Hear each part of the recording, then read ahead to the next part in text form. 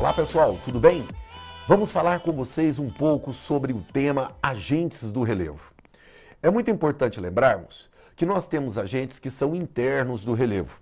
Esses são chamados de agentes formadores, que resultam, por vezes, das variações internas da Terra. No exemplo que escolhemos, colocamos aqui para vocês a ilustração de uma área vulcânica, onde eu tenho o quê? O magma sendo expelido. Isso favorece o quê? Formação de estruturas cristalinas, porque dão origem a rochas magmáticas extrusivas. Então a gente fala que são agentes o quê? Formadores do relevo.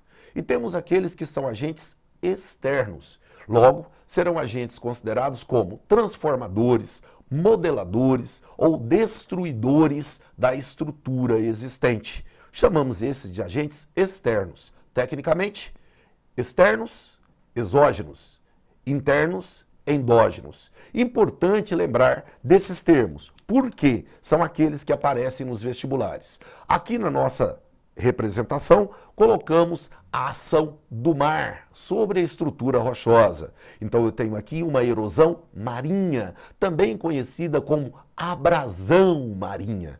Opa! Temos termos técnicos, muita atenção para isso, porque por vezes essas ações internas podem também provocar grandes catástrofes, como é o caso dos movimentos tectônicos, que podem provocar abalos sísmicos, os chamados terremotos, onde o movimento de placas gera a situação de um sismo. E, óbvio, pode gerar grandes destruições, porque, por vezes, temos essas áreas sendo áreas de ocorrência urbana, destruindo verdadeiras cidades. Aqui ilustramos para você a ideia de um epicentro, que seria onde? Onde eu tenho os reflexos das ondas sísmicas. E o hipocentro, que é o ponto de origem do abalo sísmico. Por vezes, esse epicentro pode ocorrer numa área urbana, como você pode ver na ilustração anterior, provocando o quê? Grandes catástrofes nas grandes cidades do nosso país ou mesmo de outros países. Opa, será que no Brasil tem terremotos? Opa, temos. São movimentos de pequena magnitude que por vezes são reflexos. Fruto de quê? Acomodações de placas. Assim, no Brasil não é comum que tenhamos movimentos que provoquem grandes destruições. Por quê? O Brasil está localizado no centro da placa tectônica. Assim, as áreas que estão nas bordas, em geral, estão mais próximas dos hipocentros. É o caso de países como o Chile, que está bem na borda da placa tectônica, onde eu tenho o encontro da placa da América do Sul com a placa de Nazca. Ou regiões como o México, por exemplo, ou regiões como a Itália. Então não é o caso da predominância desse fenômeno no nosso território. Como que chamamos isso? Agentes internos, agentes endógenos, agentes formadores. Importante atentar, então, que os agentes externos são aqueles que modelam.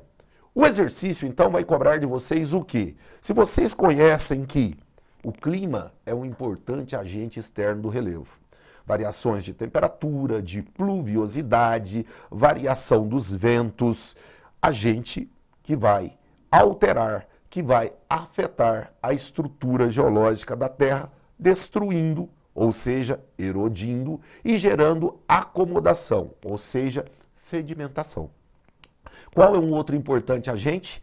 Aquele agente que é de cunho erosivo. A força de atrito das águas de um rio, a força de atrito das águas oceânicas são muito importantes.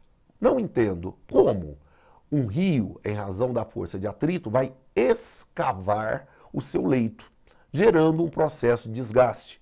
Ou ainda a ação das geleiras, que por atrito podem formar os fiordes, típico de países de baixa temperatura. E ainda tem um terceiro grupo, aquele que é fruto da ação antrópica. O que quer dizer isso? Fruto da ação humana, expressão muito utilizada nos nossos vestibulares. Vejamos mais. Temos ainda que entender, muito importante na hora de interpretar o enunciado de um exercício. Por definição, o que eu tenho? Um fenômeno chamado intemperismo ou meteorização, que caracteriza o quê? A desintegração, a desagregação da estrutura rochosa. O intemperismo, então, é um agente muito importante para a formação dos solos. E aí nós vamos dividir. O intemperismo pode ser físico, ele pode ser químico, ele pode ser físico-químico ou ele pode ser biológico. O que você observa? O intemperismo físico ele está associado às variações térmicas. Então ele é típico de regiões áridas ou semiáridas.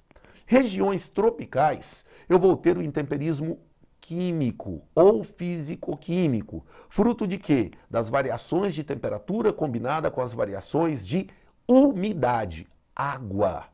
E o biológico? Aquele provocado por ações de animais e plantas, tais como a microfauna, animais escavadores, as raízes das plantas. É importante lembrar, então, que o intemperismo biológico ele é o mais lento de todos. Porém, ele ocorre sempre em conjunto com o intemperismo químico e ou físico-químico e com o intemperismo físico. Porém, no Brasil, prevalece o intemperismo químico ou físico-químico. Por quê? Predominam climas quentes e úmidos. Exceção, nordeste do país, no semiárido, onde vai prevalecer o intemperismo físico. Vejamos então alguns exemplos em imagens desse processo.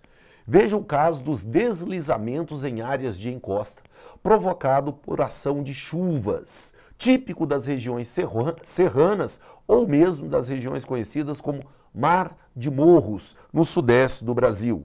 Ou ainda, a ação das águas e dos ventos, o caso da ação dos rios ou mesmo da ação eólica. Esse exemplo é de áreas áridas ou semiáridas, gerando formas distintas de estruturas de relevo.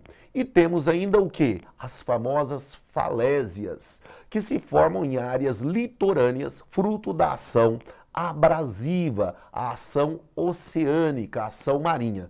Ou ainda, aquele que é fruto das águas em movimento.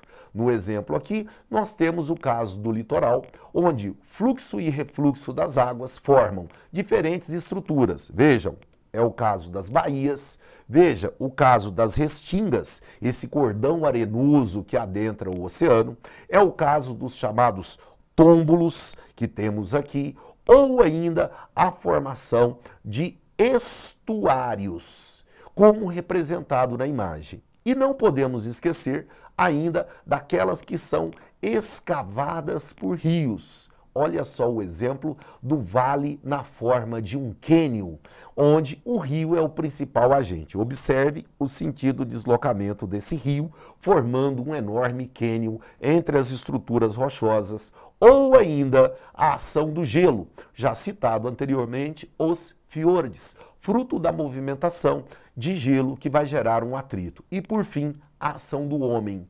recortando as diferentes unidades estruturais do nosso relevo para fazer rodovias, dutos, viadutos e etc., ou ainda para fazer práticas agrícolas. Ora, mas onde fazemos práticas agrícolas? Sobre rochas ou sobre solo? Sobre solo? Então esse será o tema do nosso próximo encontro. Aguardo você. Um grande abraço. Tchau, tchau.